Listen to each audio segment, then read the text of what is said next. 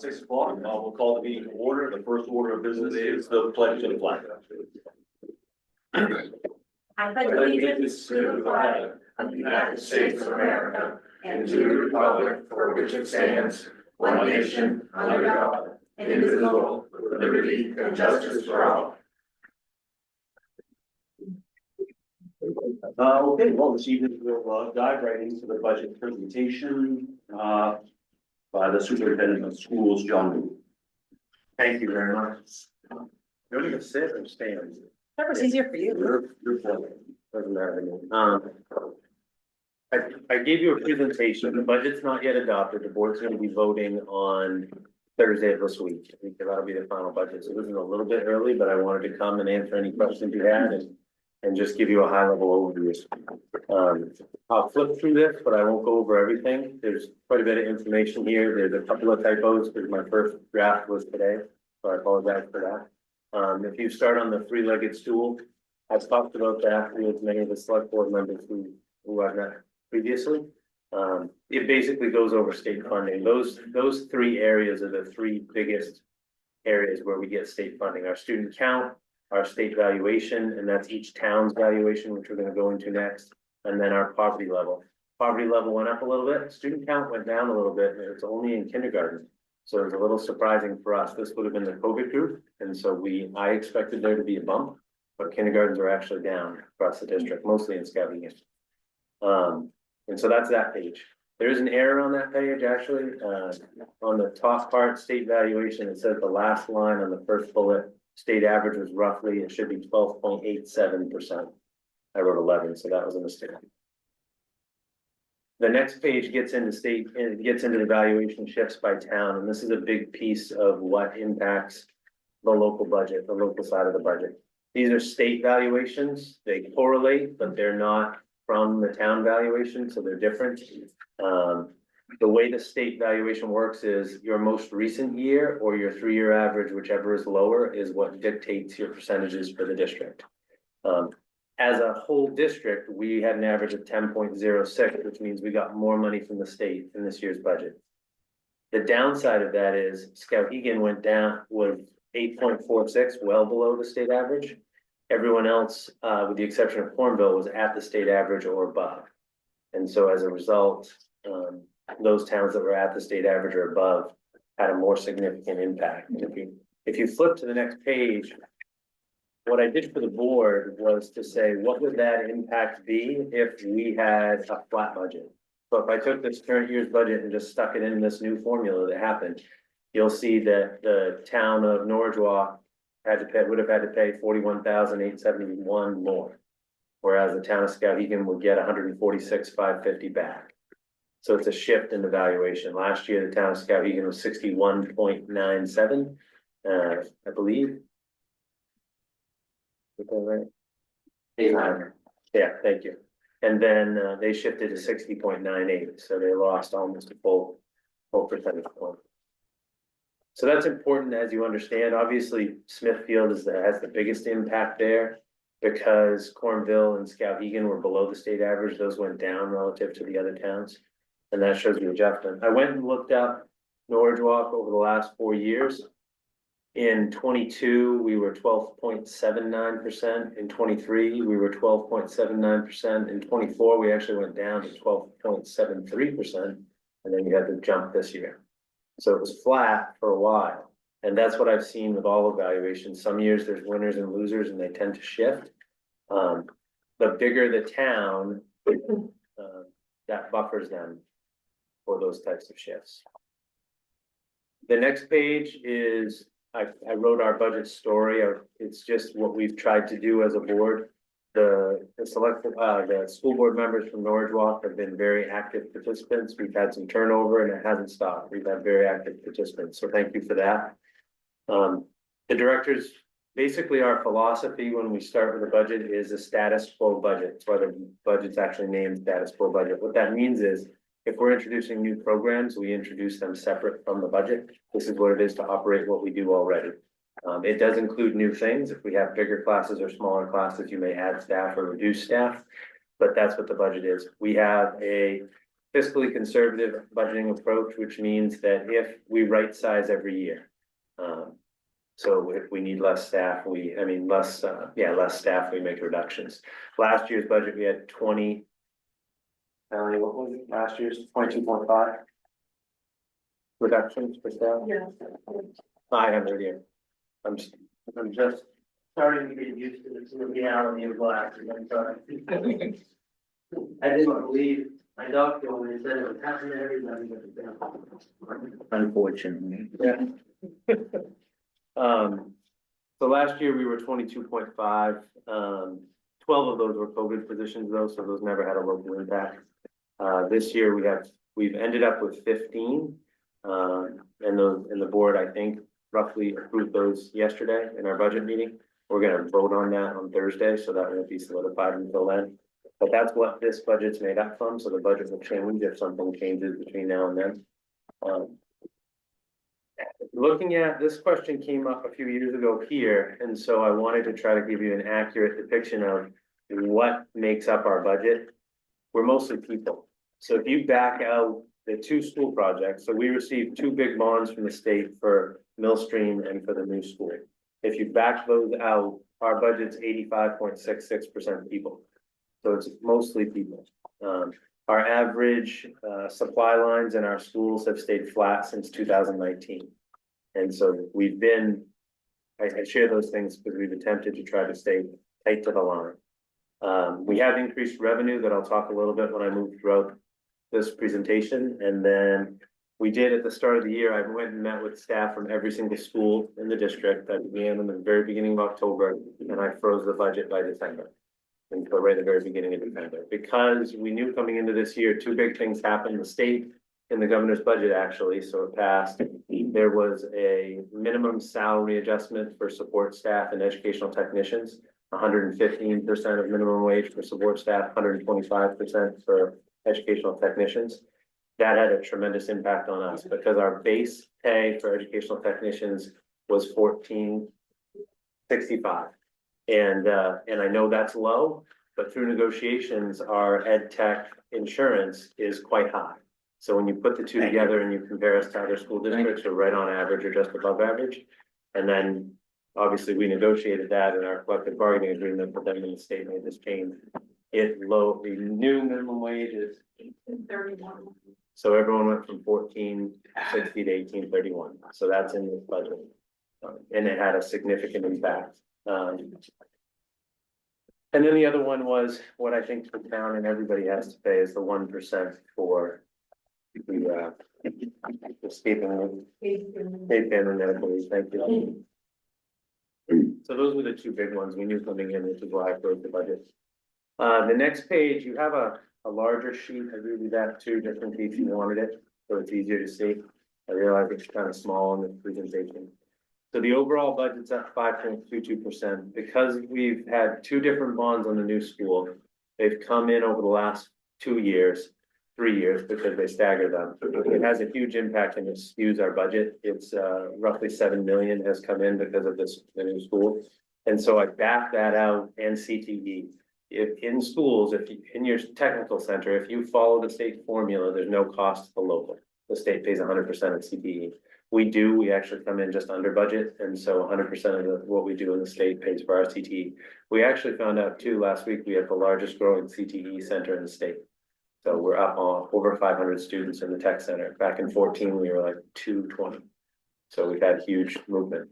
Is there are you guys looking to expand that? I mean, that seems like it's super valuable. Yeah, we submitted a capital application with the state to get a school project, just like we did at Millstream and the new school.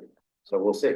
Yeah, and we chose not to combine the high school, thinking that that because we've grown so fast and we've run out of space, that they'll approve our technical center application. One negative is we're spilling into Bloomfield. So part of the plan next year is the tech center is going to take over some of the Bloomfield space. We're going to be moving Marty Stevens into Bloomfield. And that means some of the cost of Bloomfield will be paid for by the state through the tech center cost. But we are hopeful. Good question. So if you back that out, our real budget increase, I say real to me because it's the budget I can actually cut, is 2.115%. 60% of the increase that's reported here is that CTE bond increase. I mentioned the staff costs. And then I'm often asked about administration and overhead. We're lower than any district around us. Our central office is 1.92%. The state average is 3.44. We have over 600 full and part-time employees, and we have an office with 4 ladies that do all of the work, and me. They do all of the work. And then our average school administration is 3.74. State average is 5.18. When you combine our transportation and maintenance, and we're the 5th largest district in the state as far as square miles, we are at 13.67. State average is 16.8. One thing we do with maintenance, though, is at the end of the year, when we haven't spent our whole budget, which we never will if we're responsible, we use that to do capital improvements and other things. This year, we won't be doing much of that because we're using it for carryover, but we do that often. The next page. I got a question on this one. Yes, ma'am.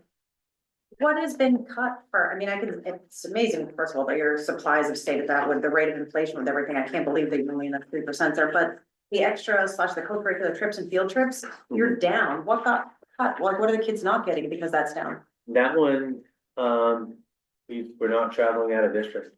We're basically prioritizing in-district travel over out of district. And, So what types of things are being cut? Like what type of experience were the kids getting that they're not getting now because of that? for field trips, Yeah, as an example, well, a trip to Fort Western versus a trip to something closer. We're also using grants though. So Okay. many of the kids' experiences haven't changed because we've leveraged grants. yeah, So our grant funding has doubled in the last, since I've become superintendent.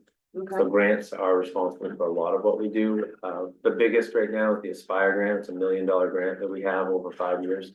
okay. And so that Aspire is paying for most of those trips. And is that budget for all of the athletic programs or is that No. a separate thing? Okay, No, that's separate. That would be under co-curricular.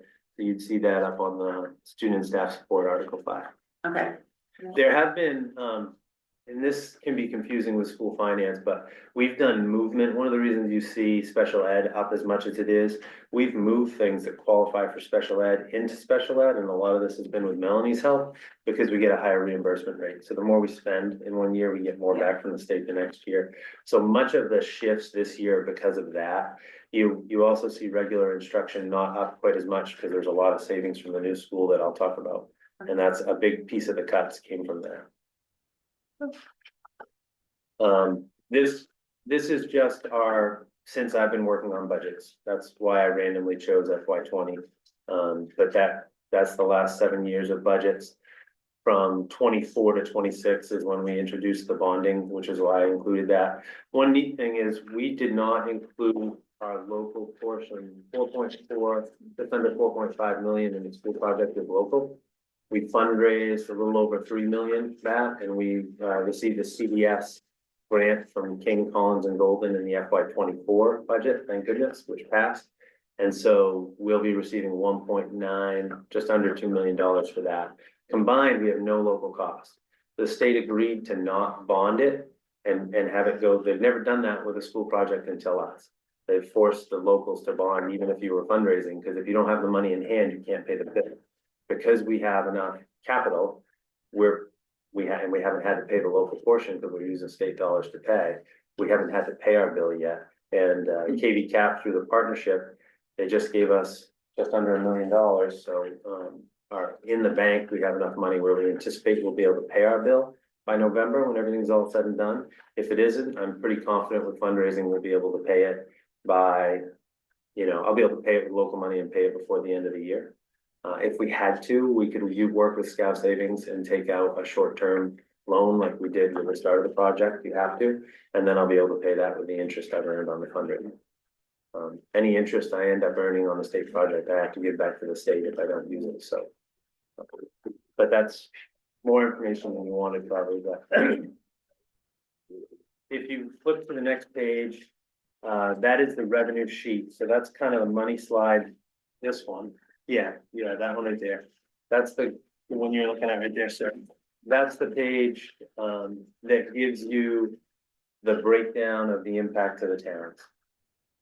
So going into this, when we started, we had fortune shine on us in a little bit. We had a 0.98 utilization rate in health insurance. When we had a similar rate in the past, we were in the top of the health insurance band. Schools pretty much have to go with the MEA Anthem Benefit Trust. We don't have a lot of choice. The only way to get out of that is you have to buy it out, and that means millions of dollars to pay out for all your retirees and everything. So they have us stuck.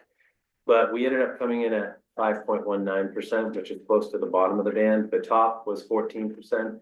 I talked to local bank. I talked to the head of JMG for the state. They're seeing between 20 and 30% increases. So that made me feel better. But because we're all people, that had a big impact on costs. The top of this revenue sheet is where we've done some big increases. We have 2.435 million in fund balance. We have 610,000 in Medicaid. In special education, we provide services to kids that are also provided in the medical model and outside of schools. You can bill for those, but it's quite a process to go through. So we have increased that. We started at about $80,000 several years ago. We're now anticipating 610 next year. So that's a big piece of the revenue increase. Additionally, again, with that Skowhegan Savings Partnership, we've doubled our interest revenue from $100,000 to $200,000 because of the money we have in the bank. And then the rest are a variety of things. What tuition is, those are students who come from Athens or places that have school choice. And dividends, refunds, that's really other, everything else that comes in over the course of the year. That one fluctuates the most. At the bottom right is the impact to the towns. The cumulative impact is 377,877, or the budget's up 2.346% or 2.56% locally.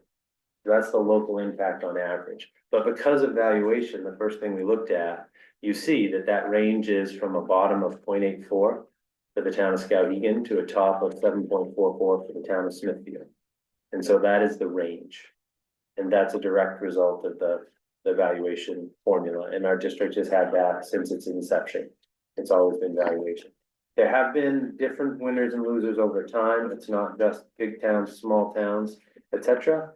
But I do think the tools that are at hand for bigger towns are probably can impact that more than smaller towns. And Richard would know a lot more about that than I do. So that's the revenue page.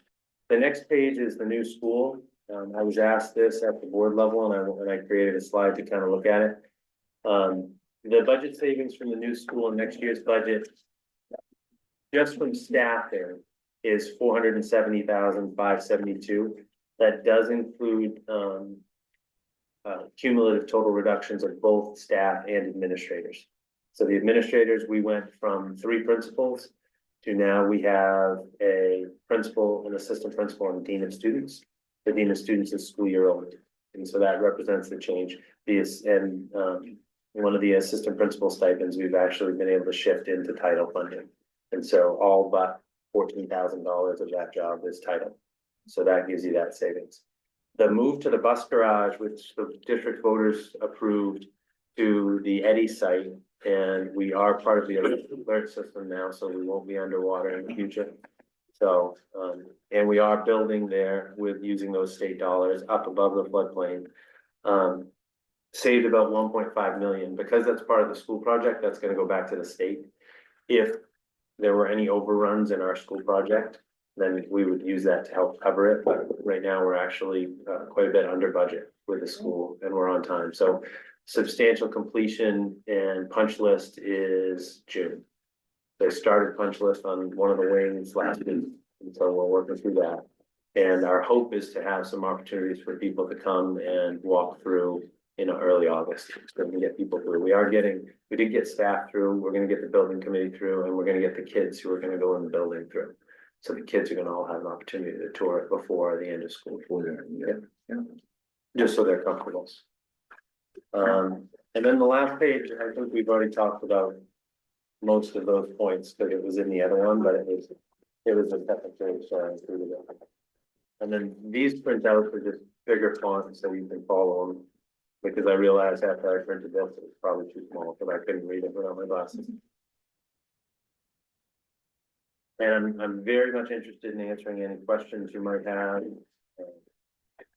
I know I keep close to heart the fixed income families who can't, keep up with the costs of things. I'm relatively cheap personally, so I track my spending and my family's spending at the grocery stores, almost 120% of what it was in 2019. And so Even better than I am then. I assume everybody is about the same, more than doubled in 6 years, which is hard to imagine. And I sent a kid to college this year and it doesn't feel like it's gone down.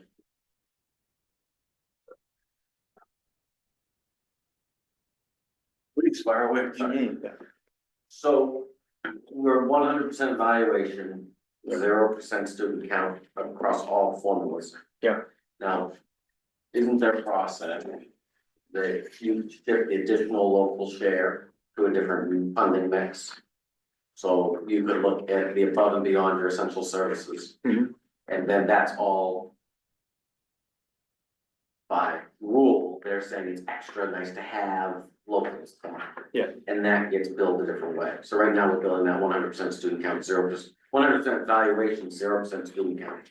That is what our district has to do unless we go to change that structure. So Yeah. isn't there a law that requires the school district review that every so often? No, for new RSUs that did any combination during the RSU structure, they have to. We didn't because we were an MSAD 54, we're MSAD that became an RSU, so we don't. How do we revisit that? Just by, Obviously, it would balance this model. I think so too. Um, I think so too. it would probably leave us about where we're at, but it would create, and maybe not, maybe we would favor from it, but it would create greater equity amongst the smaller towns, which is all that's going again. And then it would then require them, I think, on the surface to pay more. But I don't know what we have to do, but I think that that would be in Norridgewock's best interest, and probably Mercer, Smithfield, Cornville, Canaan to ask for that. Well, I think it's in the best interest of the school district. I don't disagree with you. I also think it's in the best interest of the school district to not have big fluctuations. If you look at our chart over time, we've used fund balance to, even though the state swings for us have been huge, we've used the fund balance to reduce that, so we haven't seen as big swings locally. I think the same thing would occur with having student count, like you said, I don't know if I was asked last night, are there other metrics other than student count you could also consider? I don't know. I do know that what the statute calls is either 20%, I think, of the registered voters of the prior year, but our board's very interested in it, so I think the board would just vote to do it. And then there would be a select board member and a board member from each town. And that group of 12 would come together with me, and we would need to hire a formal person from a registered list who would conduct the process. And so I've never been through that process. I have colleagues who have. I think it'd be worth it. I have been Have you? in Okay. another district, and they just revisited it in the last 12 months, Because they're And it lasted. at RSU. about 3 minutes. And because they had the power of the voting block. Okay. It was one and done. The communities banded together and that's where it was, but I think honestly, in this position. We're more about the equity Yeah. of, we realize that we're fortunate, we have things that we could capture in TIFs, tax shelters, and Right. that's what Skowhegan's doing, they're taking every ounce of investment, the $200+ million of new balance that they finagled their way up the road, that's sheltered. The mill, when they got hit with the mill, that got sheltered and protected by the state, and so then it leaves everybody else. With little commercial activity or no commercial. Right. That we have. So it's when you can shift to the value, the number of children. You're paying per, That could help balance. and that makes a little bit more sense. Yeah. And the valuation then talks about your means to pay. And I believe you can have some sort of a gradual structure where you could go 90, 80, 70, you can get to a number over time rather than quick so that, so the impacts aren't big. That's why these Yeah. towns, with a lot of shorefront property really get blasted Yeah. so bad. Yeah. And that's why their cost per student is, that's why they wanna run away from home so bad. That must be what it is in Smithfield, because it's hard for me to understand that. So, but it's hard for me to understand why Cornville went down. Relative to the state. Well, we're about, Yeah. who's buying houses in one, Yeah. what's on the market, for comps and things like that. One thing I should mention is, and I talked to the board because I don't think everyone understood that is, because Skowhegan went down, it pulled our average down, which means we got more state dollars. So there was a benefit to everyone for that. That's just kind of taken off the top, but it doesn't take away the inequity like you suggested. This is probably a surprise, but I'm gonna ask it anyway. That's okay. I have heard concerns from the public about discussions related to bringing in Madison High School. I heard that too. Yes, And when I hear it, people are upset about that. And interesting. I try to say, there's power in numbers, and by the way, that school used to have a lot more kids in it, and bigger classrooms and more classes usually benefit the population. Right. But could you put a little bit of fact behind one way or the other in the middle about? Yes. Is Madison coming? Well, yes was the answer to talk. So, no, so what I hope people feel good about is they'll get an opportunity to vote on that if they choose to. For us, what we've been talking about really is them coming to us and coming to our high school. So Skowhegan Area High School will become the high school of choice. Economy of scale is one of the reasons why we're significantly below the state average in our per pupil spending. I usually bring that slide, but I hadn't prepared those yet. So we are well below the state average. State average is roughly 20 something. We're in the 18 range. And the other small schools around us are more in the 22 range. And so that's because size provides that. It also provides things. One thing we're gonna have to tackle is we don't have German anymore for anyone who went to the high school. And so we had German, we had French, and we had Spanish, but as we've gotten smaller, I've cut. So I've cut a position and a half there. We cut world languages out of middle school. We've cut science, social studies, English, math in the last 2 years. We cut the business program. We moved business to CTE, so we still have that option, but it was reduced. So for us, the benefits are two, I think. That larger group allows us to have more diverse course offerings for kids. We've had a huge expansion of dual enrollment classes so that kids can earn college credits in school, which costs them nothing. And we've kept our robust AP offerings. We had a kiddo go to Princeton this year. As you get smaller, you have to lose those things because those are the smaller classes. So if we're bigger, we can do that. And you alluded to it, we have the space. We've used the space because you do use space over time. So our staff will be inconvenienced and impacted. When I started teaching, in Western Maine, I had my own room. When I moved to Messalonsky in 2000 as a teacher, I had to share a room and I taught in 4 different rooms because I didn't have my own space and I taught during someone else's prep and moved. We would have some of that. The economy of scale would help us though, and it would help buffer our budget. And what I said to the board when I raised the idea was, we need to, going back to the fixed income person, consider every single option. And if people don't like it, then that's their choice. They get to vote for that. Madison, we can choose to vote because we can accept them without having a formal vote. Madison would have to take a formal vote to enter into an agreement with us, because you have to have a high school option to send someone to. So if they choose to close that, they would need to choose what that option would be. And we'd have to go into negotiations.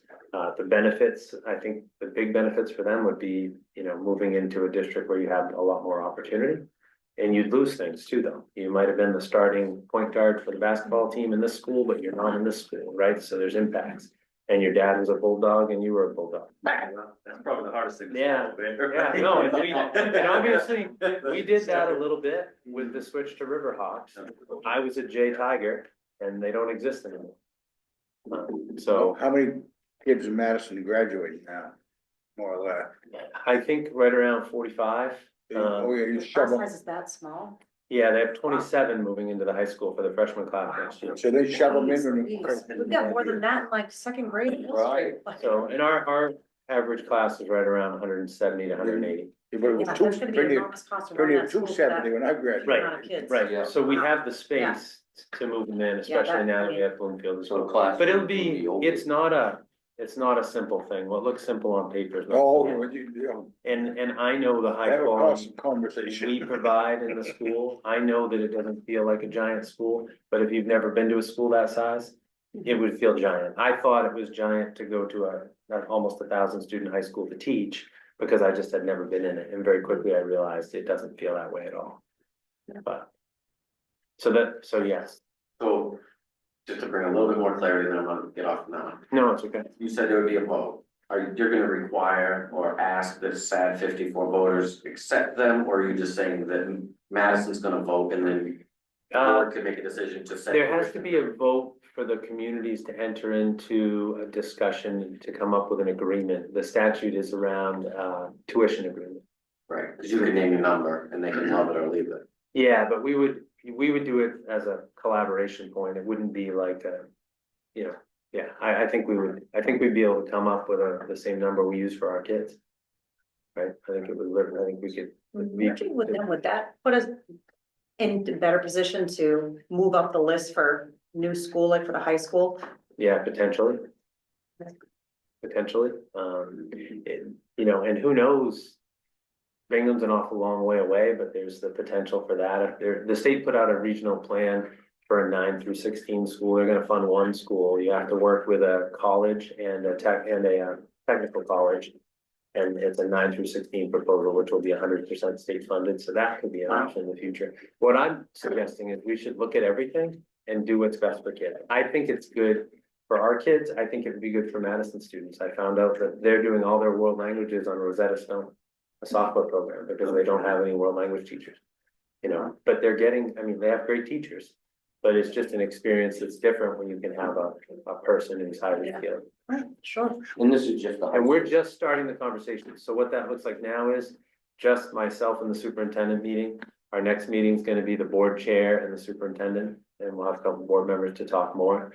And then, you know, it'll really be Madison deciding if they wanna move forward. And then we would react to that. What kind of timeline would that be if that was something that all parties were? You have to have a year to plan it, so it wouldn't be next year for sure. Okay. Yeah, soonest would be the year after. My last thing, I learned about this the other day. You pay family medical. Yeah. It's the biggest bracket known to man. It's gonna be bankrupt, but we're all gonna pay for it anyway. In the meantime, have you guys, with the size of your payroll, looked at a third-party insurer and opting out of the state system? Yes, And, we're getting answers to questions and we're strongly considering. thank you. Board have anything else? Any other questions? Concerns? Okay. All right, well, thank you so much. You certainly could reach out, call if you have any questions or anything come up. You know, don't hesitate to call me. Thank you very No, much. appreciate the time. Thank you.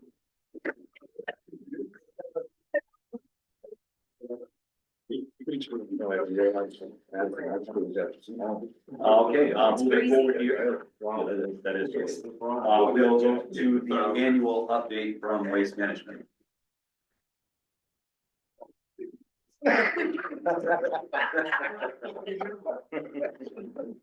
You know, we got one more here. Oh, we're getting.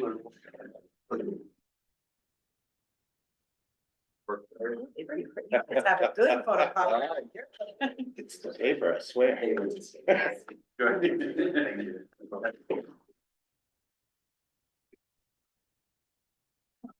This is like What do you think? fancy card stock, huh? Man, How's it going? Rain hurt through 11 now. thank you. Jeff, I'm Jeff. I knew that. I admit, that was good.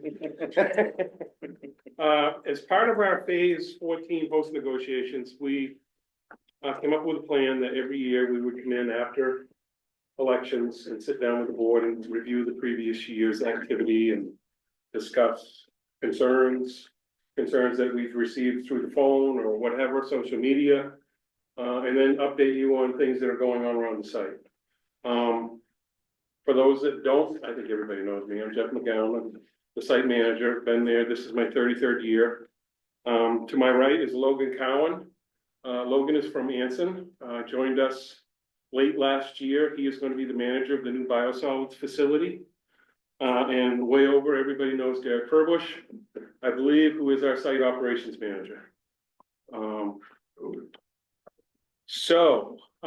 In just this won't take long. For this first part. In 2024, we had 3 calls of concerns that we fielded through the site, myself, whoever at the office. 2 of them I would describe as legitimate calls regarding odor. Both were the same person calling on Airport Road. One call was from weekend activity. We had a constructor in there, CEC Contractors, that was installing landfill gas lines. And when they install those, they dig into the old waste and install HDPE pipe to draw gas to our gas collection system and burn it in the cat engines. I followed up with the person, talked about what we had going on for activity, indicated that what the person smelled was exactly what she smelled and nothing else different. And it registered that in our log. The same person called once another time last year regarding some odor of a petroleum base. And through our due diligence, we determined that we were in there that particular day and for a period of time. It takes about a week, but we had a grinding operation going on. We grind our waste wood and utility poles on a magnitude of 4 to 6 times a year at the site. We'll stockpile 1,000 to 1,200 tons of product, bring in a contract group that grinds them for us into a chip that's a little bigger than your thumb, and we use it as what we call alternative daily cover. That's approved by the state to blend and use to cover the waste operations. The person that called was right on the money. Through our investigation, determined it was that and recorded, and haven't had any calls since. We had another caller that called and there was no ability to follow up with the person. It was someone on Martin Stream Road. The call made no sense. And we just chalked it up, put it on the log, reached out to the person multiple times, and there was no follow-up. So that's just the way I logged that in. Other things that happen that I don't record, probably the person that complains the most about truck traffic is me. Derek will attest to this. I sit in my office, and if I can hear a truck, I chase the truck. And I should not have to hear a truck coming in off of Route 2 to the scale house, because they're not only antagonizing me, but the public.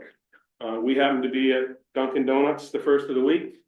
And as we were paying, a black truck came down over the hill and wanted to be heard. And we met him in the landfill, and hopefully he understands the new protocol, but he'll go away.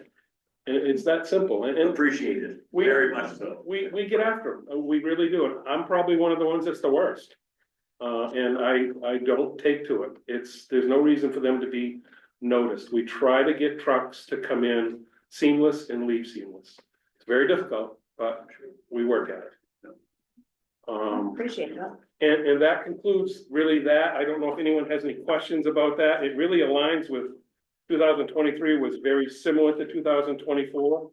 And I will say, even though we come in after the elections, I come in and see Richard frequently throughout the year. And if the board ever wants to see us, we're happy to come in anytime. As far as activities going on at the site, we're very busy. In 2025, we will be extending our phase 14 cell by about 4 acres this summer with Sergeant Corp. We have about a little less than 10-acre cap going on that Sergeant will be doing. Logan passed out some pictures of the biosolids facility that is under construction. Sheridan Corp and Sergeant are the big takers on that project right now. And Logan, if you'd like to just walk them through what they're seeing, yeah, this is an overview from a drone shot down onto the foundation portion of it. And this, for those that don't remember, is situated right where the old BDS tire processing facility operations were going on, which is kind of directly behind the tree line of the general office. But sure, go ahead. So if you orient the picture, so the white and red car, your bottom right, this paved road here is heading to the landfill, cell 14. So the trucks will enter from the top. This stockpile that you see on the right of the page, the picture, won't be there. It'll be the lot where they pull in. Those are excavations from the construction. Yeah. They'll drive in here and back in the center of the page is a big pit. Dump the biosolids there in that pit, controlled area, 2 doors, only one can be opened at a time. ventilation. In the center after that, there's a little area where pumps will be, that will feed the dryers. The long building at the back will have 3 dryers, and they'll dry down and back. From there, it'll be shipped out to its walls now. At the bottom of your picture, this is a holding area for the dried sludge. From there, it'll be brought up to the landfill. But, current construction's on schedule. All the concrete work is done, forms are off. We're doing excavation in the dry room for electrical and plumbing, so things are going really well. We hope to do a cold start of the project in late fall, early winter of this year. Now, I will tell you, with everything going on between the US and other countries, the dryers are coming from China. So, There goes the budget. so, they didn't have them bought? yes, they have been purchased and purchased with conditions associated with tariffs. So we should be in good shape that way. The bigger concern, or as big of a concern, is getting them here. And the plan is that they get packaged and shipped prior to 4th of July. Hopefully, And there's been no red flags on that so far. front so far, but Good, knock on some. You know, some of the challenges we've had, it's been a really cold winter. Colder than normal. They've poured and had heat blankets throughout a lot of the pours. deep frost. And yeah, deep frost, and it's been challenging that way, but it's coming together. Well, we've had in 4 or 5 years. Yeah. Yep. And it's a big project, but it's only gonna manage about 200 tons a day of sludge, which amounts to 6 or 8 trucks. Just to keep you in the loop that way. We also have, our PFAS treatment facility, under construction right now. And that is, a foam fractionation process, bubbles, that will take out the, PFAS from our leachate, making it cleaner, such that we will have other facilities to dispose of that, hopefully. It sounds easy, but it's not. We presently send 100% of our leachate to the Anson-Madison treatment facility. And we'll likely continue to, but once we can demonstrate that our leachate is free of PFAS, we think it'll open up opportunities to cut partnering arrangements with, there's KSTD in Waterville, hopefully send some product there, retrieve their sludge on the back end. We're talking with Augusta. It's a challenge to move it. Long term, you might see someday, it won't happen in my career, but you might see a day where there might be a pipeline that goes from here to Madison. I'd rather come to Norridgewock, but I mean, Well, I think it's shorter if you come right here. You might be getting on the pipeline too, who knows? Yeah. But it won't be in my lifetime, but someday there will be discussions about the potential for putting in a pipeline. The challenge is it costs about 2 cents a gallon to truck it now. And you're talking about, well, years ago, it was a $9 million project. And that'll be much greater than that in the future. And I think it'll be a hard sell financially. They already got one. To do it. Are they using that gas one much? What do you mean? All the gas pipeline. Oh. Yeah, that would be interesting. Yeah. But it's just things that we've been looking at, and it's way down the road, but. Well, I heard you're very close to our pipe already, so if it could work, please keep us in mind. The facility needs substantial upgrades to be able to accommodate it, and I think we may also need to pre-treat to bring it to your facility, so I think there's a combination of things to look at, but I would say it's never off the table to sit down with the consultant, who's still Bill Oliver, and run it through, see where it If goes. you ever have a board moment, please do by all means. Yeah, What's that outfit over to Hampton, they're gonna do anything to you, or you gotta they're not gonna bother you The anymore. Hamden facility, has a new investment group that is helping it. It's called Main Waste Solutions now, rather than Fiberite. Same group of towns, the municipal review group, which are now called Waste Hub. They've changed their name. Last week, they opened the facility up as a transfer facility. Oh, they're coming. See, the challenge in the Bangor region, there's no ability to ship trash. So, when that facility went down, we worked out an agreement between the towns, Casella, and Waste Management, whereby packer trucks, small, well, even large packer trucks in the Bangor region, they could never drive all the way to Norridgewock, turn around, go back and continue to service customers. So we worked an arrangement where packer trucks in the Bangor region would go to Juniper Ridge, Casella facility in Old Town, dump direct. And then they would ship material from one of their transfer stations in either Bath, Westbrook, or Kennebunk, wherever. And for every ton of packer truck material in the Bangor region that went to Juniper Ridge, they would backfill ton for ton material from one of their transfer stations to us, just to make it work. But there's no ability to move waste in the Bangor region. It all has been able to dispose of locally.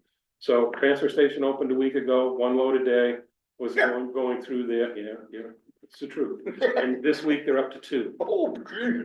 Two loads coming out, so 25, 6, 7 tons a day, leaving the plant last week. 50 tons a day leaving the plant this week. They hope to have the plant, processing recyclables by the end of 2025 and in early 2026 being fully operational. And their real goal is to, through the organics that are captured through their trash, to make biogas and put it on a pipeline right there, which is very economically feasible and profitable. But remains to be seen. In the perk plant in Orrington, I Yeah. can't tell you what's going on there. Yeah, that was on the news last night too. Yeah, they're a year away from getting that place going. Yeah, they got But it. they're doing, they're going. At least that's what they're saying, that's what they're saying. I've worked in that plant for a lot of years. You did? Yeah. Yeah. Consultant work or contractor work? Cleaning, Yep. Contractor work, yeah. Sure. Yeah. That's how I got my start in the business back in 1985. I was supposed to, yeah. I was born in 81. Okay. All right. Any other questions and concerns for us?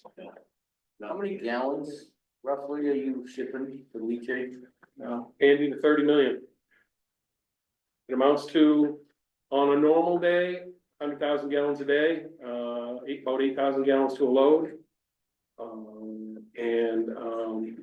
During a less than, quiet day when it's dry, 35 to 60,000 gallons. Wow. It varies, it varies. For example, we did our quarterly financials today, and last year I'll see if I can remember these numbers, but last year in January, we moved 3.5 million gallons. February, we moved strong 2s, and March, we moved another 3.5 or so, and in April of last year, we moved 4 million plus. Right now, this year, we moved a little over 2 million in January, so we were about 1.5 million to the good. February was even stronger, and March another strong month. So I think I reported this morning that we were about 4 million gallons year over year ahead of plan. And last year was all driven by, we had a huge storm in December that liquid got to us in late December and January. And then we got another big storm in January. Yeah. We had some thaws. This year we didn't have any thaws. We had cold weather that sustained itself right through the winter. So we didn't have the back and forth, which when you have back and forth, you get melt and thaw and we generate leachate. April last year was a very wet month. And right now, through last Friday, we were less than 900,000 gallons. And I think in April of this year, unless something crazy goes on, we'll do about 2.2 million or so. So it'll be $2 million gallons lighter last year in April. So we're moving less product, which is a good thing. Yep. I will give you my general thank you. To understand that, but what goes on around here in the school, on the street, you guys step up, you're responsive, I appreciate it. And he's we are in contact very often, and we need to realize that we're fortunate to have these folks leading the organization. You know, we've got the community service day in a couple of weeks, and these guys pick up the patch for the kids, they deliver it, and then we take care of it after that. It's small things like that that turn into big. Yeah, for sure. And that's above and beyond what they're writing for us on the regular. So, Oh, we had one last thing. Can you tell who's online? yeah, Oh, don't go there. We have an employee we'll give a shout out to that's going to have her 25th year tomorrow. And that's Karen Brown. So if she's out there, I can't. congratulations. Congratulations. 25 years tomorrow. And we do try to promote and hire from local every chance we get. Thank you. Yeah, thanks so much. All right, thank you. Thank you, guys. Thank you. I need to be able to. Is Karen getting a cake? Hope she's. Oh, you know she's gonna get. Ice cream cake, she's worth it for Right. 25 years. Gotta have that. Must be an ice cream cake, not a Hannaford cake. Karen gets what Karen wants. Okay, well, you can approve the minutes of April 2nd. So moved. There's a motion and a You have Second. signature. second. Yeah. Any discussion on that? Seeing no discussion, all those in favor? Everybody? Members reports, except for Lindsay. The only thing that I have is, I saw that they did do some work out on Bigelow Hill Road. Seems like further end, it got a lot more smooth than the, you know, the end closest to the main road. And that's really where, I mean, it's brutal. I mean, it will throw a Tahoe sideways all over the place. It's just like, you can't avoid any of the holes. It's just like nonstop pounding the bejesus, even at like 20 miles an hour. So I don't know what the solution is, if it's just the time of year and it's just gonna be awful, but I know they're out there trying, but it's still like a mess at the end of that road, so. It's only correct. The reason that is you had so much more traffic and it just pounded it out, and the other Yeah, end. you're driving through with Tahoe's going too fast, right? Dropping the But car. I mean, the other end, there's no traffic and it just doesn't pound it, so that's. I mean, just like a driveway, you have no traffic on, you know, but. The solution is, you know. We are doing our best to hold that road together. There's a short stretch that needs to be reconstructed. We did that when it was done 10 years ago. And not paved, there was. Sorry, I sneaked that in there. there was a short section that never really did what it was supposed to do in full depth back then. If everything goes well, we have, talk about it later, but Bigelow Hill Road may be paved before fall. We're allocating federal money to that, but it requires environmental review. It's gonna require that we reconstruct the Suki part, which isn't up there too far from this end. That place is bad too, is shaded like hell too. I mean, so. Yeah, it's like the first, not even like mile, that's where it's bad, I mean, it's, you know, But it's traffic. yeah. It's only at one end though, it's not all the way to the doggy daycare, it's like the halfway point towards the I know road is you- where it's bad, and then the halfway to the, where the business is fine. Fine, it's just so it's the same traffic going, but only half of the road is bad where the traffic goes. I think probably you'll find underneath there's probably clay than hell too. Yeah. And then make it bounce. Black.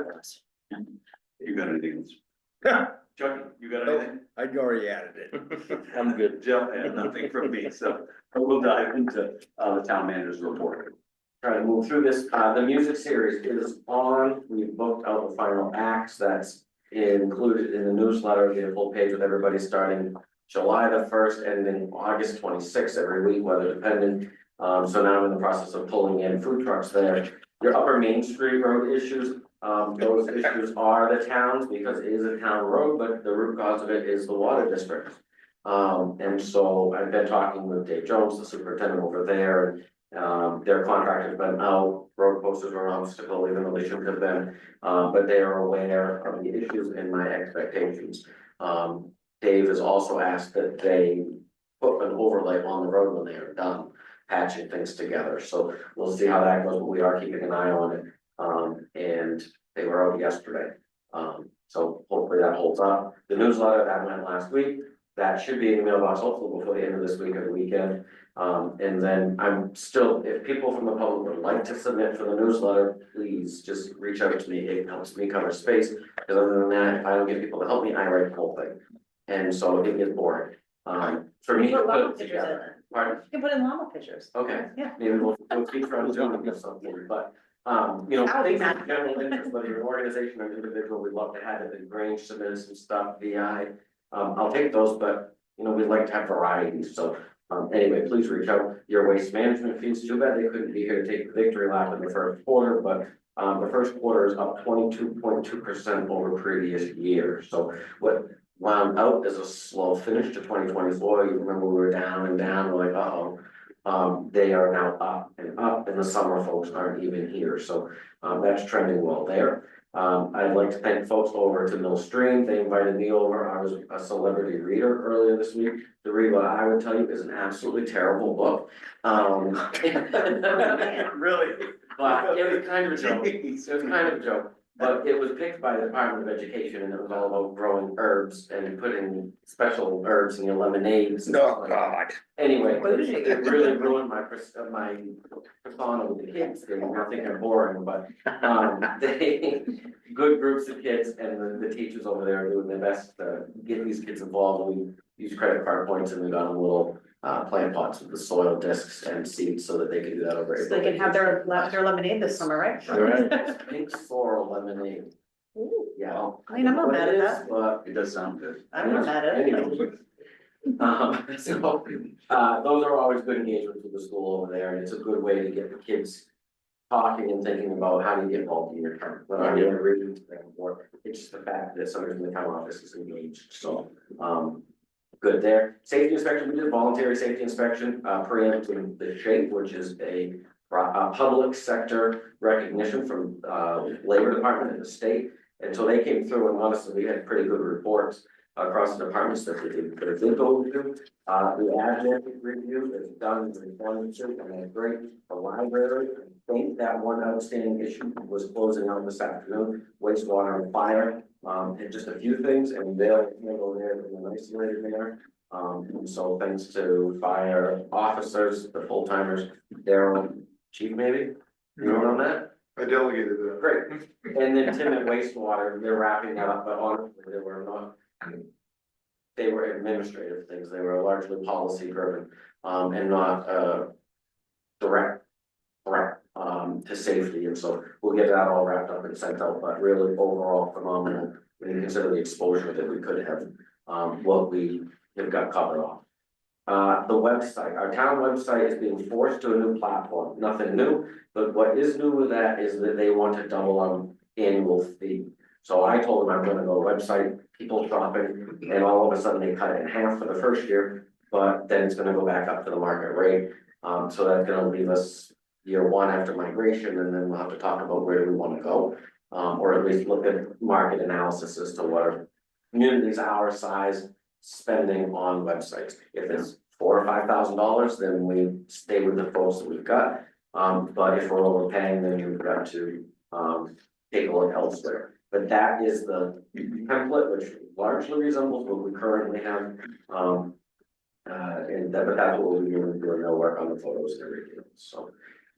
Jimmy Gordon, firefighter Jimmy Gordon passed away last week. The family's been working with the chief, for our support of, final arrangements there. We will not be deploying any direct funding for that, aside from what we would customarily do for employees, which would be send flowers. We will deploy resources, we have people, we have volunteers, we have equipment. And so we also have building, and so they will be welcoming folks to reception at the firehouse. Chief and his staff are coordinating that. That'll be Sunday the 4th. Correct. And so public is invited, that was in the paper today, but we sent our condolences, and we will get flowers to the event after a little bit of time has passed, and you know, their houses aren't full with flowers all dead at once. We thought that might be something that would help their reception, but then also have something for them to take home, so.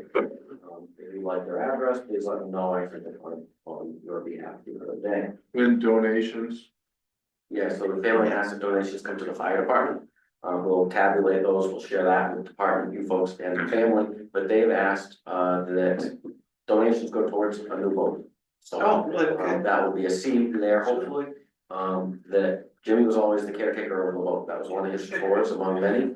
And so talking with Pam and the daughters, I determined that was where it probably should go. And they were agreeable to that. So we'll track that and make sure the recognition is given. But unfortunate news, but, something we knew was coming, unfortunately, so.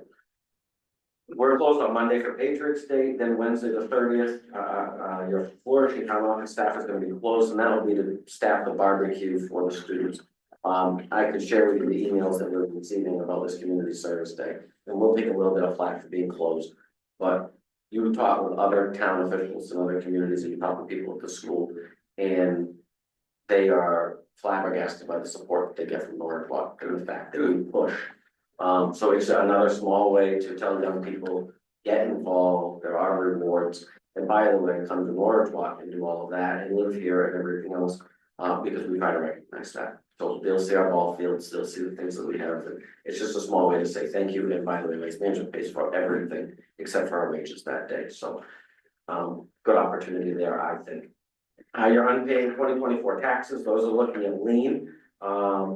In not a long amount of time, it won't happen until June, but notices will start coming out in the next month, so avoid that. The new portable scoreboard, it looks a little chintzy because it's so small there, but it's going to have a panel down below it with the New Balance logo. The New Balance Foundation, you remember a while back, made a donation to the rec department for the purchase of a portable scoreboard.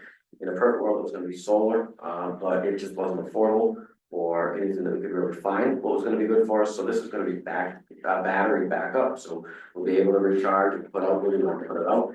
And the goal behind this was that equity factor, where you've got a baseball field, that you get a scoreboard, and that scoreboard is kind of cool. And who else has that? Nobody. Oh, no, yeah, for sure, for Well, sure. softball decidedly doesn't, yes. So it's gonna be nice. Yeah. That was one of the big things that New Balance was, why they wanted to be a part of it. That's great. Softball will have that experience on the scoreboard, but then it'll also double for soccer season as well. Yeah, So, no, that's fantastic, that's, Yeah. you know, The long rec, overdue. couple rec people found it, Bobby Joe blessed it, and so that is on its way in short order. We're just waiting for the panel before shipment, but we'll hope to have that for softball season. A reminder of your sewer rate increase, that's not so pleasant. Your new plates will start on May 1st. So expect a little bit more time here. And reserve a plate. If you want your current number or you have a vanity plate, you have to reserve it, or we can't do that. Please don't yell at me or Amy or anybody else when you come in and want to renew your vanity plate. And we say, here's your happy meal tree or no tree plate that's not custom to you. If you want to keep the plate that you have, vanity or a special number or anything, you have to go online before you come here to do that. So, and you need to have your plates with you. So it's not a do it just in the parking lot before you walk in. If you have questions about that, reach out to the office, because we'd rather have a conversation with you than the confrontation with you. Library trustees are on a regular schedule. Planning board will meet on the 8th. That will be hopefully their first go about with the subdivision ordinance revision. The road committee is planned to meet next Thursday, the 24th at noon. That is planned further ahead than usual and set because remember we talked briefly about the technology of road assessment and inventory. The guy that sells this stuff is up visiting other customers in the area. Oh, And so they did a presentation? he is going to come and he's gonna provide a great presentation, interactive, put it up on the screen so that they can see what they're working with. I told him to sharpen his pencil because if he wants to convince them, he's got to convince that group. And so anyway, I'm hopeful that that'll be productive, and if anybody wants to join, it's a public meeting, we'll be having lunch, but you can watch us eat and learn about that program. And then and then the TIF meeting is next Tuesday, the 22nd at 5 o'clock. They will be reviewing, the only item that's on their agenda is review the program.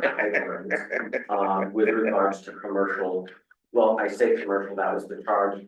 But they had other things that were in the works a year and a half ago, proposed changes that would help streamline, that make better sense to some. And I'm asking them to review all of them, with the priority being determine the classification of commercial. But the secondary stuff is percentage of the fund that you want to allocate, a guide. I mean, they're all guidelines, but the better definitions that we can get on paper, the better it's gonna be for the. Sure. Yeah. And it just makes things less uncomfortable. Yeah, Yeah. less subjectivity and just, The taxiway and runway lighting project out to the airport went out for bid. That is 5% funded locally, 95% funded by FAA and DOT. Construction estimates by the engineer were $326,000. They opened those bids late today.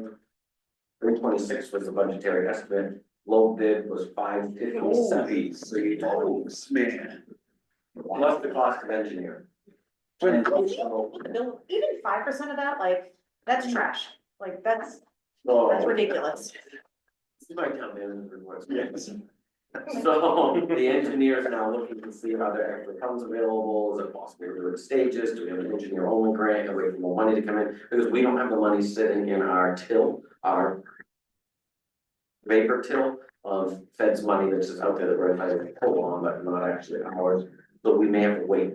Or we may go find a different project, but either way, the engineer has to get paid, and we don't pay them until the grant gets pushed through, and there's a big gap there of $235,000. That we missed the mark, and the largest part of it was, it was the wire, the cable, Tennessee cable. They thought it was gonna be 250 cents a linear foot, the price came in at $9.75. Wow, that's a big difference. Right. Excuses only satisfy those that make them, and that's what I heard this afternoon, but I'm hopeful that the consultant will be able to come up with something else. For us, so we can move forward, in a financially sound way. And the last piece that I've got for you is something Matt and I were talking about last week, maybe. Keeping our eye on the ball. So we talk about things and then they sometimes get lost. And so I've kind of got a project sheet of things that largely came from here, and a couple of things that are mine. That you need to keep an eye on, but things like the elected official stipend, we worked our way kind of through that, but we haven't finished it. We talked about the board of tax assessors, we haven't finished it. So to give you an update as to these things that we've been talking about and what the status is with them, and if you don't see them moving week to week, then we'll call them back, but my intention will be to have this for you. At least once a month, if not every year. So that you're able to see period over period to see where that may be, but this is just kind of what I came up with today, I know I'm missing stuff. But I hope that it's a valuable tool. So we're not watching things get dropped. Yeah, no, it certainly brings a lot of forefront, at least when you see it, you think of it, and yeah. I don't know if every week is necessary, but the once a month for sure, just so. Well, I'm not gonna talk to you about it. I will do it. Yeah, okay, perfect, thank you. Yep. That is all. Okay, here number 8, discussion action on April 16th, general warrant number 8. I move to approve general warrant number 8 in the amount of $337,156.24. A motion and a What do you need to say? Second. Any discussion? Okay, yes. What do we get from Freightliner? Freightliner, is like 6 bills, related to getting trucks ready for inspections. There was one bill that got a little bit carried away. But it had to do with honestly from regular maintenance, greasing and things like that. It was a little over $5,000, but it was in the series of a few. But we're ready for inspections. And the USDA, like, how often do we have a bill with It's them? once a year, that's the steward act. Okay, so that's just the one-time thing, all right, okay. Any further discussion? Seeing none, all those in favor? That's everybody. Number 9, discussion action on April 16th, airport warrant number 4. Yes, I will move to approve an airport warrant for $31,543.35. The motion and a I'll second it. second, any discussion? We just paid $8,000 for taxi lane improvement, what? So that's the reconstruction project of taxi lane plan to happen this summer. And so what happens is we get the bills throughout the period and then Peter holds on to them. He only pays them when we get the FAA reimbursements. So we've received the money to pay for this. 5% of that is our local. And what's the annual support for fuel pumps? Like, that's $3,500, like, what's, That's the credit card machines and things like that. That's. Test on. They don't test all that, it's the software, From your so credit cards, I mean, are there a lot of point of sale, like transact, like? that's all there is. Yeah, That's, yeah. and how many times, is that a one-time a year thing, that 3,500? But we even have house cards, I mean, it's all card based. No really ability to shop that as far as that goes, is that all? Tied right in, or? It's in the pedestal that's out there, so you can, only when you go to look for the new pedestal that you go and probably shop out the services. Right, okay, I can't imagine there's a lot of people that service those. Yeah. Right. Any further discussion? Seeing none, all those in favor? It's everybody. Number 11 here, public comment. And This is number 10. Maybe it's sort of limit. oh, hey, sorry, I did that one. Yeah, number 10 here, discussion action on April 16th sewer commitment. I move to approve the sewer commitment in the amount of $22,054. So motion and a second, any discussion? Seeing none, all those in favor? That's everybody. Now we can have public comment. Anything not really, yes, nothing, crickets, okay, perfect. Number 12. Public hearing on dangerous building located at 146 Skeleton Road, map 20, lot 46-1.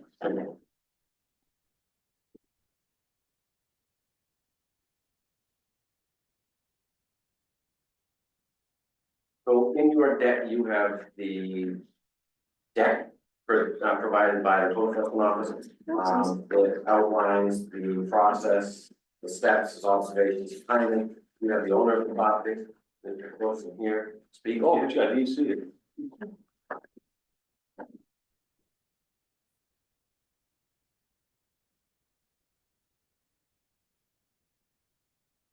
What are you gonna do? Well, right now, the way it sits, it fell under our dangerous building. I don't know what you're aware of and what you perceive. I see you got a little something there. Get this. Well, you did, okay. So I've been talked around in circles. with the code enforcement, every time I talk to them, things change. Right here, I have the paper, it's official. It says that I'm gonna repair it or just demolish it, and I contacted him and told him, I plan to repair it, I'm prepared, I have the materials, I just have to have the building come in. I come in, and he says, months or so later, and he says, no, you can't do it, now you gotta tear it down, there's no, that's it. I wanna fix it, I'm ready, I got the materials. So that's where you sit right now. Right, is I just ready need a to building build permit, approve it by you guys, and I'll go to town Monday morning, I'll be here with equipment. I wanna put it back together. See, in the fire department, yeah, the first job I did in that shop is the antique fire truck, it said nowhere in the fire department. Okay, yeah. Yes, and I didn't charge nothing for that job. It's just material, and half the materials the parts stores donated. This has been neglected, but part of this, it's not neglected. The front did fall over from heavy wind, and my son and I come immediately and repaired it. As far as the other structure, we jumped and stood and pounded, that's still structural. I have the vinyl siding to put on, I have the metal for the roof. I need to do 3 walls and a roof, and put the vinyl siding and the metal on them. I don't plan on doing a lot at this point, I just wanna get it so I can store my pontoon boat, my wife's dream Mustang convertible for the winter, instead of paying storage, I might as well utilize the building. Last 12 years, I've been working, well, 12 years to 20. I've been working for Somerset Stone, which I got retired in COVID year. But I experienced Linwood Ledger. And this all would have happened sooner. Here is what the results of Linwood Ledger are. I want you guys to understand, I would have been doing this back then. There's my arm. I got some, CMPs, I got them in 20, just before this happened. They said I got to set a service code. And I went out to Linwood to get a pole, a couple poles, and he bumped the pole and took it off the truck. And I laid under it, snapped the arm off, fractured my skull, bruised my brain, smashed my face in, and it. The outer plate, they put a screw in the funny bone and held it on, but I couldn't live with it. So 2 days before Christmas, I went back in, set me back. This is all therapy and rehab for 3 or 4 years. Now I'm good. But I just want to be able to start rebuilding this thing. And actually, I would like to do some, the original plan was to do restoration on square bodies and what have you. And I'm in the works of doing a 57 Chevy. You can't do it in the garage at home. This would be ideal. I can tear it all apart and it's gonna sit there and it ain't gonna hurt nothing. My wife is retiring June 30th from Madison School Department, and we have a storage trailer full of my mother's belongings, which passed away 3 years ago in '94, and I'd like to do flea markets if acceptable. Not a flea market, yard sale to get rid of this stuff. I can't see throwing it away, it's all good stuff, so. But I don't know what the guidelines are for doing what I would like to do and I can't. Well, right, and the state does a pretty good job of defining what you can and can't. Just so it comes out right, we'll let Richard kind of take it from here. So why did I receive this paper saying that I could repair it from code enforcement? I would have to defer to Richard, he's a little more in that loop there. Okay, I'm not in the loop of you receiving a paper that says 15. when I come in, that's what he told me, I can't do it, and there's no way around it. If I hire a lawyer, I've lost the money to fix the place up, so I ain't gaining nothing, and I've talked to the business people in this town, I went and talked to John Hardy and different people, and they can't believe it, there's such a problem for me to get this underway. The code enforcement said flat out, you can't do it, you gotta tear it down. It is my understanding that that is how it sets currently due to distance from the river. Again, I don't want to misspeak. Yeah, so That is my current when understanding. something happens to a structure, whether it's a flood or a fire or anything like that, and it's within the shoreline, Yeah. within 75 feet of the shoreline Yeah. zone, you have 18 months by which to secure your permits and begin rebuilding. I wasn't under that impression anytime all this time, no one's ever mentioned it. When the prison of fire, the town sent me the paperwork to clean it up and secure it. So that's what I did. Put plywood on the windows, secured it. There was no guideline telling me that I had to do it in a certain period of time. And all these years, 12 years, all of a sudden now it's a problem. So it's not a town regulation, it's a state regulation. Okay, so I It's gotta the go- minimum standard. I gotta go to Augusta to deal with it. They're not coming. They're not going to because it's shoreline zoning ordinance. So we just revised the shoreline zoning So if ordinance. I measure that to the river, Yep. and it's 75 feet, I'm all set. Okay. It has to be 75 feet straight, it's not the contour of the land. And my approximate measurement from the river to the back of your existing building is 67 feet. So your entire existing footprint is within the 75 feet. So if you're within that 75 feet, you're not allowed to rebuild. Well, you're not allowed to rebuild, you're not allowed to put more than 50% of, just a second, so I get the word.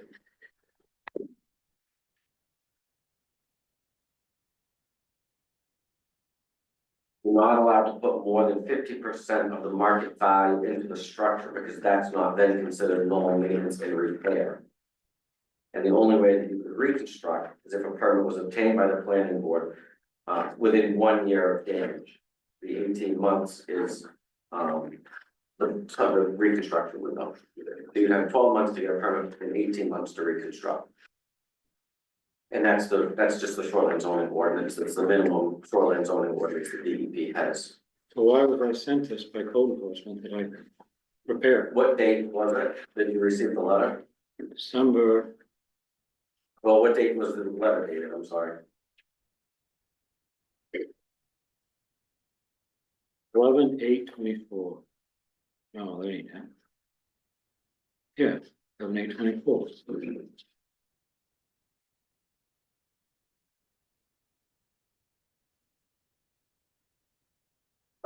So where in that letter does it say that you could reconstruct it?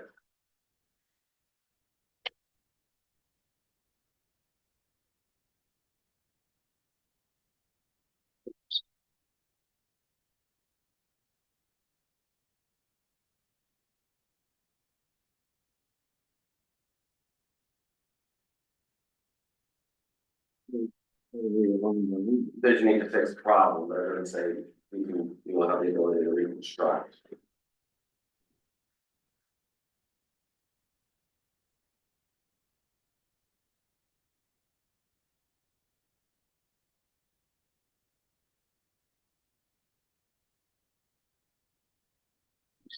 Let me see that. Let's see. I was in the first, and that was what it said. It says that it would require significant repairs. Right, and you would have been able to put 50% back in your under maintenance within that first year. You would have been able to rebuild everything if you wanted to. Right. I just want to make it a storage garage. I don't want to put a lot of money into it. I just want to get a shell, no windows, one door. Yeah, understandably, and It's not a living quarters, it's a garage. Yep, no, I totally understand what you're saying there, but under state statute. We're not gonna be able to issue that permit to rebuild, Okay. which is leaving you really with a dangerous building. That falls under our ordinance to make it a dangerous building, which as a result leaves you with really no choice but to. Oh. Yes, or. So the other thing, you say 68 feet. This garage part is 8 feet beyond the end building. So if I destroy the garage part, the other part's 75 feet from the wall. No, you have to be wholly outside of the 75. But really, the addition, or the front figure is really just parallel, it's not any farther back, it's parallel, really falling within that same. If I take this approximate measurement from the river and I pull it all the way back here, I figured that was generously the furthest place back, comes up to a little over 67 feet. So you have to get 75 feet back before you can do anything. It's tough when you're by the water, when you fall out. We went through something similar with Mike. I don't know if you remember when my cousin's place burned and they were gonna reopen and they were dealing with this same piece of trying to get within that window to be able to rebuild. And I believe, I'm a little foggy on it, Oh, they they ran out of options before it had lapsed on them and they weren't able to rebuild. They And then built a all- wall to the back of that. They built it out to the water bank now. Yeah, There was nothing there and they built all the way back there. Yet I can't, within the distance I'm in. changing of rules, right? These new houses down in Franksfield, I can't even imagine. Yep, My shop never went underwater in the flood of 87. funny how that's, yeah, I'm right. Yeah, my house wasn't either, and I still paid 4,200 on flood insurance every year. Yeah, no, all these river rules, they all suck, and they don't do what Yeah, they wanna no, do. it is. No, I So get it, it's essentially, frustrating. our side, our hands are tied. We can't grant you a permit, nor can we allow the building to stay as it sits. We provide you with some time if you need to remove the building, or to get it flattened to a state that's acceptable under the ordinance. I don't know what that time frame is, that's for the entire board, or where that leaves you, or how you feel about that. I mean, I have to figure this out. I can't tell you at this minute. I gotta right. look at the situation. I didn't realize it was definitely nothing I could do. I don't believe there is no appeal process as far as for Augusta, there's not, I mean, there's an option down there, or. The action of appeal goes, I believe, to Superior Court. They wouldn't go in the front of the town appeal board. I don't believe so. It would depend on where I don't know what in front of me, it would depend on which ground one would appeal. Are you gonna appeal on the grounds of junkyard ordinance? You're gonna appeal on the grounds of shoreline zoning and try to get that, because you could go to you can get a variance, but the variance would come from the appeals board to build. Or is the floodplain ordinance that you get variance from? I'd say both, probably. That's right, it is both. I'm not doing. I no mean, I construction. would say it was the junkyard there, because he doesn't have junk out in front of it like a lot of the other ones. I mean, you go by there, doesn't look all that, you know, it isn't full of shit, you know? Right. I cleaned it up, and met the But I mean, standards back then. I didn't realize, if I'd have realized, I'd probably have done, borrowed some money and put it back together then, but I was in hopes some responsible, But I mean, respectable person would step forward and tell who burnt it to Yeah. begin with. Right. And I'd get some restitution. But no one's done that. has anything ever gone in front of in recent history, gone in front of the appeal board on well, I know one did years ago, but a long time ago, on building in a floodplain. No, I mean, not in the last 10 years. Not in the last 10 years, but I mean, I know one You did. don't even want to, you'll get stuck with so much flood insurance that you've gotta pay that it's not even. I mean, worth there's it. one quite a number of years ago. I don't know if he's in the floodplain. Right, I'm just saying, through the process of appeal, it's, you're gonna appeal the decision of the select board. If the select board deems it a dangerous building, you have a period to appeal. If it's about a permit and the ability to get a permit, then he needs to get an application for shoreline zone, the planning board. And the planning board's gonna deny it under the ordinance, and then he could appeal that. What action, you have to have an action to appeal. you'd have to apply for. Right, right. For a building permit from the planning board. And they don't give it to him, then they go to that. Then he would appeal, he could appeal that, or he could appeal the fact that it's a dangerous building to, and I'd have to look at statute. and But if you cleaned it up, then. He did that, then he applied for a building permit, There would be To a the planning process board. there. then he'd have to, then he'd. You could, I do feel that would be all for naught. I can't speak for those boards and I can't speak for the rest of this one as to whether they would. That What's that? just, to me, that sounds like a lot. To file a building permit, wait for a ruling, appeal that ruling under those grounds in hopes that 2 or 3 boards deep, you get to where you want to be. I'm not saying that's not possible. It sounds like it could be. That sounds like a lot of work to me. I'm telling you that that's the process. Right. But it won't result in anything, because eventually the state of, if you move on shoreline zone, the state of Maine will intervene. Right. As shoreline zone minimum. And if he doesn't get penalized, then we would get penalized. So, right, That It's not- supersedes everything that we could do, or right. not. So in the end, Yeah. it's a decision that's not made here. The process of appealing, I would argue, is moot. It's, nobody likes the fact that you're back boxed into a corner, Okay, when I get because it's done, been, the property's not worth it. right, no. But it's been a decade of it being what it is, it's continued to get a little bit worse and worse and worse. And you can't go, even if you wanted to fix it, it doesn't allow you to fix it because of that improvement threshold. You spend more than 50% of its current value. It doesn't allow you to even fix it, that's what you want to, I'm gonna clean it up and it's gonna be painted, coated in gold. So, Our ordinance doesn't allow for that. okay, back to the ordinances. So I cleaned up the buildings and there's land there. Can I park a trailer there and have yard sales and stuff like that? Is that an ordinance that I can't do? We do not have ordinances that regulate that. So I can use it for that? You, if it's a flatbed trailer or something, like, you wanna consult with code enforcement, let's start with that one. Yeah, right. But Yeah, right. you can't have camper trailers there for a period of time without a disposal plan. Well, that's the thing, there's a septic and water and everything there. So, right, that's how you work your way around. You can't live in a camper trailer for more than a period of time. But you can keep, you'll be there 60 or 90 days, can't you? Or is that much? For 6 months, that you can be in a camper trailer. So through the summer. And I say like, because that's not me committing to anything. Could you sell used cars there or something like that? No, you cannot make it a commercial use. Okay.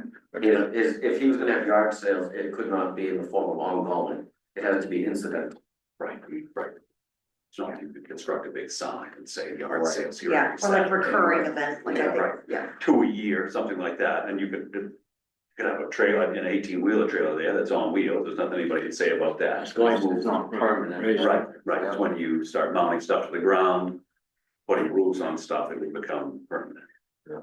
So it's not like you have no options with the property, it's just I don't think it has ideally. but you- I've got an 18-foot enclosed, I could fill it up, bring it down for a weekend. I couldn't do it every weekend. That would become commercial, wouldn't it? How many people have yard sales? Every No, week? I'm just, yeah, I'm just, I I'm think just if you saying, had it 4 or 5 days a week every week, I don't want that, I just want to do it on a weekend. I don't think anybody's gonna bark about you doing it every weekend during the summer. If it's the middle of January and you're claiming a yard sale, you probably are gonna have a junkyard notice sent to your house, you know? No, not to leave anything there. I It's don't gonna think, come and That go. sounds plausible, right, I don't know all the rules, but that, Find that some use sounds. for it besides, right, oh, Harry Norton returned no in his grave. He's the one that built it and I bought it. He was a selectman, one of the most respected ones this town ever had.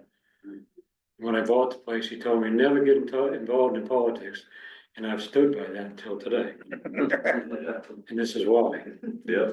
So, what do you have, what did we have then? Cause he's the one who built the building and so forth, I mean. Most different, I mean, I don't know when it's. Shoreline Shoreline zoning is. That was back in the '70s when he did Yeah. that. You were fast and loose with the rules back then. Yeah, right. But I Yeah. mean, that wasn't, I mean, it isn't like that was built in 1930, that was in the '70s, he built that building, yeah. So when do you guys meet again? We meet every 2 weeks. Every 2 weeks, so in 2 weeks I can come back, we'll discuss how I'm getting rid of it. Oh, that's even better, I do, I like that, does that work? It gives me a chance to, Check the boxes, you can kind of check out, I don't know, you know, check out all your options, verify what Richard has told you. Right, that's Check what I the wanna do. code, that's what I'll make a do. plan, and yeah. Give me a chance, and if there's no possible way in hell, then I'll make arrangements to get taken care Okay, 2 weeks out, you wanna come in for our next meeting? of. Right, it's May 7th. Okay, so. Yes, the first and third Wednesday of each month. what was it again? May 7th. I mean, cause there was another house built down the road further, the guy put the foundation in and everything, that went to the appeal board where they got that banged around. Well, I mean, everything right there, it's right down on. But I mean, there's one thing that, because the guy, he was trying to shove it through, he didn't get it through, but, No, I just wanna make sure. Is there any other public comment on this? It is open to the public, does anybody have anything they wanna chime in on this? I had to offer it. Yeah. I do, Oh, I didn't see. the Maxim still looks great. You guys watch it every year. It'll be part of Jimmy Gordon's, services coming up, May 3rd, 4th, Sunday, May 4th. Okay, unless the board has anything else, or you do, I'll close the public hearing. And I appreciate you coming in, we'll see you in 2 weeks. Okay. And hopefully we can find something that works for everybody. Right, great. Thank you again. Thank you. I move to table the next. Oh, yeah, okay, sorry, yeah, there we go. Yeah. Motion to table. I'll Okay, second it. next item, there's a second, any discussion on that? All those in favor? That's everybody. Pull up. Yeah, sure. All right, motion. There's no objection to the all other business. We're not gonna do the I was just gonna, we were 14 gonna, and 15? Pull this ahead. yeah, we got people waiting, so we were gonna pull this Oh, ahead okay. so that we could get them out of here, unless the board Alright. has an objection with that. All right, I'm just gonna jump down to, other business. And under other business, we have, You have no documents in your packet. oh, sure. I'm sorry. So stuff. I had, a property owner, a resident of Norridgewock submitted a TIF application, and they were under a moratorium. So. Long story short, they just bought the old movie store, which is now the old real estate office and the future salon and market. And they submitted the application, I said, I can't accept it, they wanna get moving. And so we don't customarily do after the fact funding for projects that have already undergone. We've never been in this situation before where people can't apply. And so now we're looking at, if everything goes well and fast track, you folks reviewing the guidelines on May 7th. If you're agreeable to put the TIF puts through, you're able to settle on something, then that puts the TIF committee, their first point of review, the day after Memorial Day, I think, in May. Which means that somebody could theoretically get on, then you would come back to you, the first week of June, if there's an application. So these folks here would not get final approval until the first week of June. They're looking to fast track opening up the business, and they'd like to be open that first or second week of June. And so they would like you to consider. They're here to ask you and take your questions if you have any comments, if you have any. Would you sideline their application if they were to proceed? knowing that they assume the risk of not being funded, or would you review their facade improvement application with them doing work beforehand?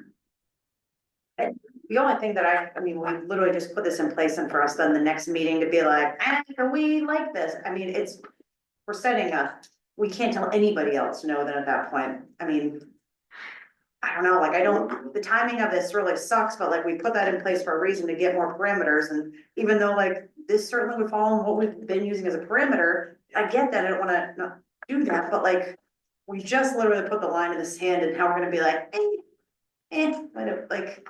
So they jump in if you want, I think,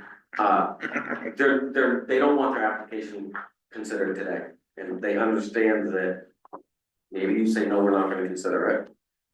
But they would like to be considered down the line, they're gonna hold their application until, but they'd like to get started on work that they were gonna do. So will we go retroactive? Yeah. Yes. We're gonna lift this moratorium and Yeah, whatever, no, like, 4 months or whatever it works out to be. Would we then say, hey, you guys did this, you qualified, here you go, yeah, after the I'm fact? fine with 'Cause going it'll be done, retroactive, no. but like, Yeah. Yeah, Yeah, It was the general consensus that, yeah, we would review. The guideline as it stands says we don't pay for work already done. we have done before, haven't we? We, I think we did, but. kind of, Anyway. there was a gray area on We did, one project down there was a little bit of yeah, a little grouchy, a little bit of mouthing off. yeah. But before they utilize more of their resources, I think the question was, will you consider them? They're gonna come in on the regular time, it'll still be the June time track for funding requests from you folks. Yeah, we It's are, also a portion of, it's not the entire, it's just a smaller portion for the face of the building that we would wanna get done before opening any business. Just it'd be easier if we can get that done ahead of time rather than, stop things after she opens up. Then we're trying to tear down the front of the building, we just wanna kinda get it done, but we understand this risk and maybe we don't even get granted the money. So we would definitely assume the risk. Is the general consensus, yes, here? Yeah, I mean, it's kind of tough to say like we would definitely consider something when we don't even know what's being done, like, I mean, that's, I mean. It's- Are you gonna shut them down just because the guideline says we're not gonna do something after the fact, right? Yeah. Or are you gonna say, okay, because of everything we just went through, we know the guidelines say this, but we're still gonna take a look at their application? Okay. That's the consensus we're trying to determine. Now, do you want vote, you want motion, what are you actually looking for here? A consensus. Just a consensus. So the consensus here is yes. Yep. Okay. Okay. Good, that's what we need, well, thank you guys, I'm actually excited that you guys, I mean, it's fantastic to have something in that building, that will offer the opportunity for people to actually go into, so, wow, awesome. Thank you. Thank you for your patience. Yeah, right. A lot of stuff in front of you there. Anything else on our other business while we're here? I don't, and if I did, I forgot it, so we'll just jump back. Yeah, number 14 here, discussion action on purchase of sweeper or multi-use machine. So we have the new multi-use machine, and one of the things we're looking for is to make it multi-use. The sweeper we always had on the John Deere tractor. The John Deere tractor sweeper is on its last leg, so we'll be looking to purchase a new sweeper anyway. So the department went on the price quote from the dealer that we purchased the equipment from. And so the 48-inch or the 60-inch wide sweeper, I think the 60-inch would be ideal, but the 48-inch is what best suits our needs in terms of sidewalk sweeping and things like that. Right, the 60 don't fit, right? It's not gonna fit and be what, Yeah. So I'm gonna get to the tight spot. Right, okay, right. What's on the tractor right now, Right. that they were using today? I would want to say that's a 48, it might be Okay. 52. I got some mouthing off about that. Firewood? You give 175,000 that machine. The first meeting I come to, put another 10 over there. So this is pushing 200 grand. They gotta have $300 to deliver that. I would tell you, if you wanna buy that, they could get that over here for that $300. I mean, I bought little equipment in my time, corn seed and every other thing, and they deliver it. I could tell them they're pretty cheap outfit if they can't deliver that. I wish that salesman was here, I'd overhaul him. I see what he, I'd flip for it, double nothing if he was here, see what he made out of. Always deliver, Chucky. I mean, that's pretty, that kind of money, that machine, a $300 delivery charge. What the hell's he talking about? It's not the whole 14.8 though, right? No, I so know, yeah. it's basically right, if we were gonna do But it. still, we wanna be able to get that over here. Yeah, well, no, I agree. Guys, they used to demo stuff and every other thing. Yeah. Did you charge a delivery charge when you bought that machine? I think you paid for it all right. All valid, and I'm sorry for laughing, folks. I'd make a motion that we buy it with it, minus it, and take that $300 delivery charge off. You And make that your motion, Chuck. Yes, I do. Specify the 48 inch, that's the consensus we want, I mean, I love the 60, I would. So I'll make a motion that we approve the 48. He had a motion. Yeah, Oh, essentially sure. you do, right, your motion is for the 48 inch minus the delivery charge, Yeah. and if they'll go for that, there's a second on that, any discussion? I get why they charge a delivery charge, it would be They can't- appreciated if that could go away, certainly with the, Are we going to approve it up to the amount if they don't take, are we gonna say no on this deal if they don't get rid of the shipping, or that's? for right I'm now, wondering, are we yes. tied? Yeah, For right now, yes. bring him in. Chucky just drew the lines. Okay, all right. So there's a motion, a second, to go with that, minus the delivery charge, if that works for the dealer. Any further discussion on it? Okay, with that in mind, all those in favor? That is everybody. See what we're made of. Well, I mean, good God, Hammond Tractor brought me more parts home from, the salesman bring them home, or someone worked in town, and they can't do that. Whoa. Hey, dude, you're The fight's absolutely on. right, absolutely right. Do we have the capabilities to go get it? Scotland, right? I would But assume. the consent, what I just felt from the conversation was that I'm not going to get it, they've been giving them enough money and we're good customers. I would think so.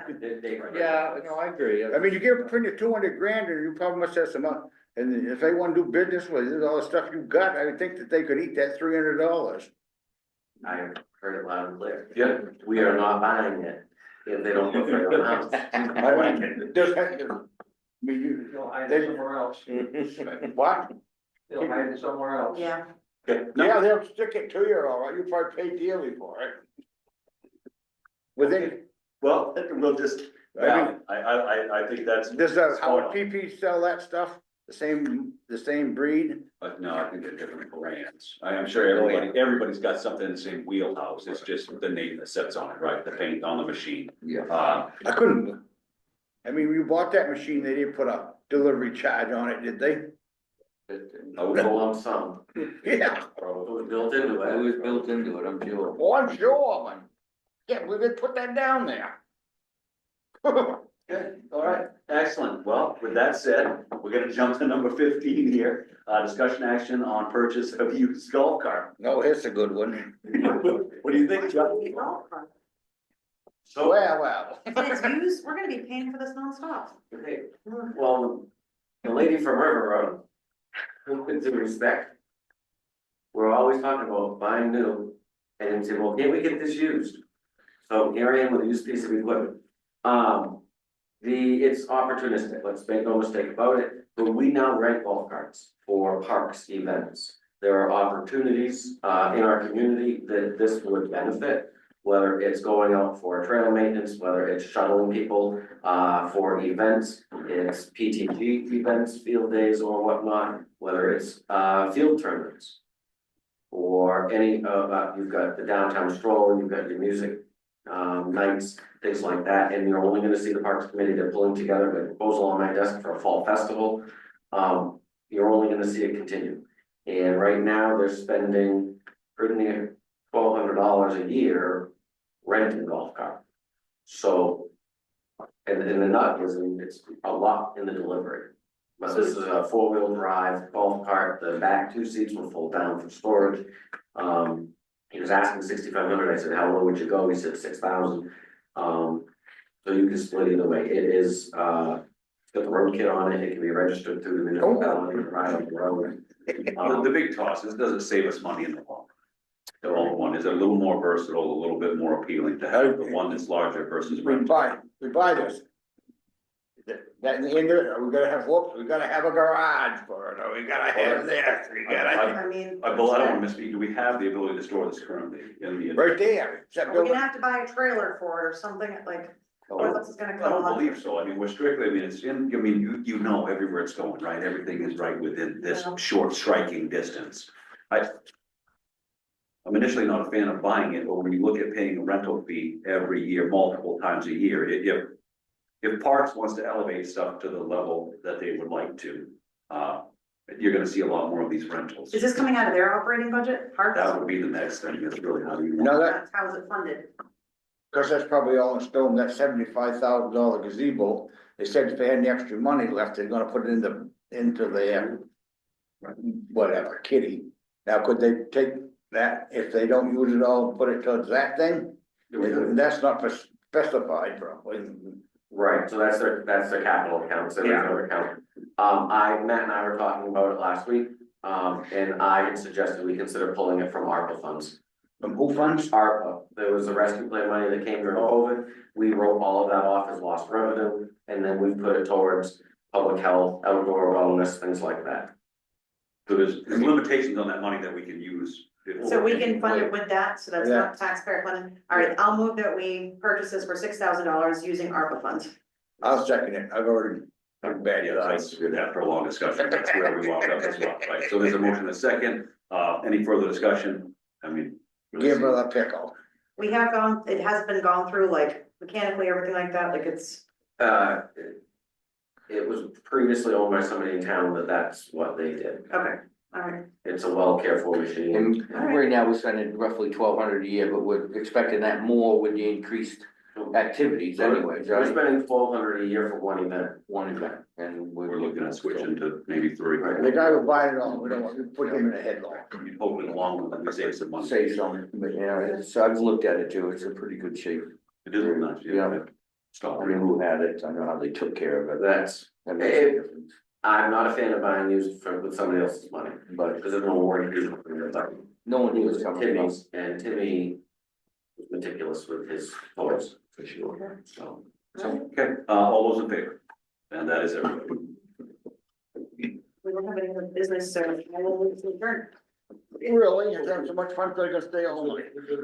There's a motion and a pass. Second motion. Any discussion, seeing none, all those in favor, that is everybody.